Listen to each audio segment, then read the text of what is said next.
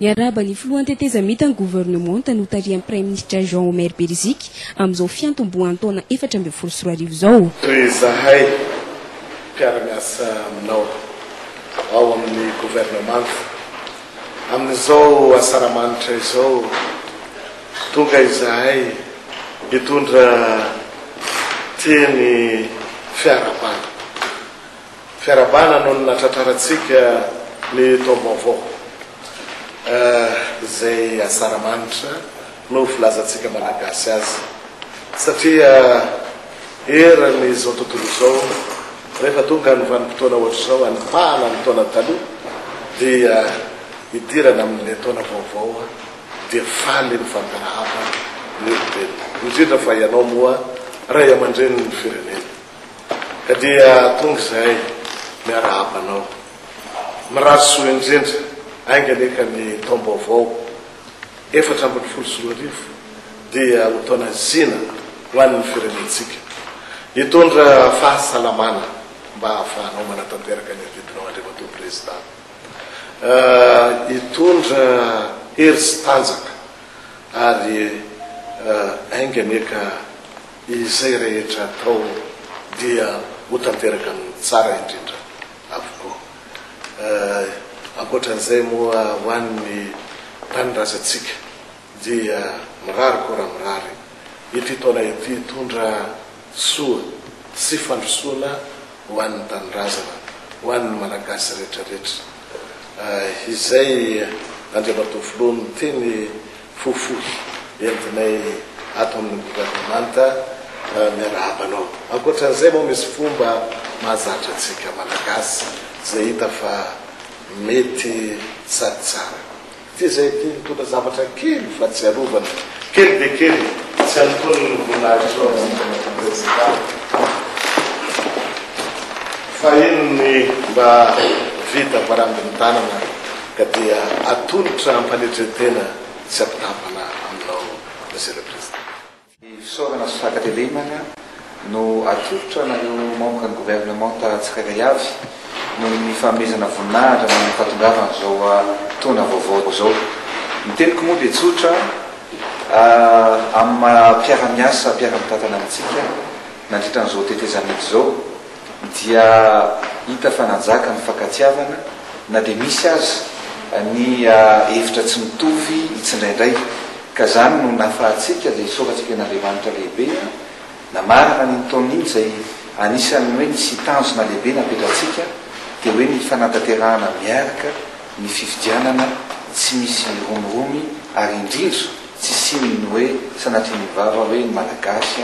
dia miady na ny famono teto atoerany zava-dehibe mihitsy zany ary dingana lehibe zay nataotsika satria tsika atao anatin'ny gouvernement zao no niaraka namola vola niaraka nametraka n'izany fanambo zany ary tsy reharehantsika ito amin'ny gouvernement ihany fa azo lazaina mihitsy hoe reharehan'ny Madagasikara manontolo raha hoe fivoahana amin'ny crise no horesana fa nyteniko ngambany dia tsotra fisaorana sy fankatelemana ary indrindra mirary koa mirary atsika tokantranotsika tsirairay avy mivady amanjanakaro tsirairay avy mba anjaka ny fankatiavana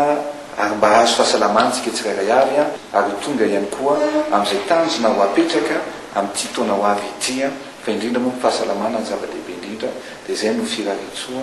fisaorana sy fankatelemana atolotra atsika rehetra ao anatin'ny membre ny gouvernement. Iandry ny vokatra ofisialy avoakan'ny CES amatry izay filoha vaovao hitantana ny Repoblika faefatra amin'ny filohan'ny tetezamita Andry Rajoelina fa tsy hanao fanambarana ho fiarabana avoaka malagasy nahatratra ny taona 2024 eny avolony tenany.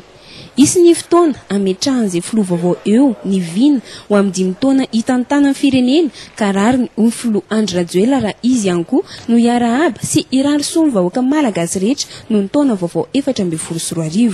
Misy koa moa zany hoe tokony ataotsika ny firaritsoa fiarabana tratry ny taona araky ny mahazatro ka rehefa natao ny dinika dia hoe tsaratsara tokoa rehefa nanapa-hevitra ny tena hoe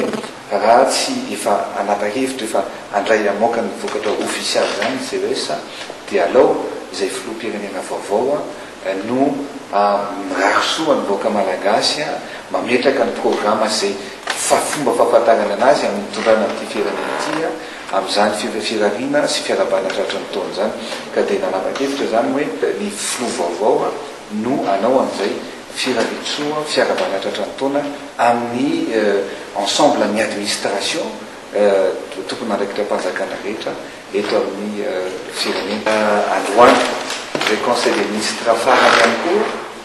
satria raha ny programme fantatra dia amin'ny herinandro ambony ho avy io farany herinandro ambony ho avy io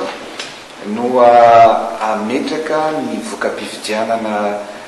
ny CES ka raha mipetraka ny voka-pividianana io zany dia mazava ho azy fa miandro ny gouvernement vaovaotsika fa dia anao ny affaire courante ny fotsiny any amin'ny zay toerana misy azy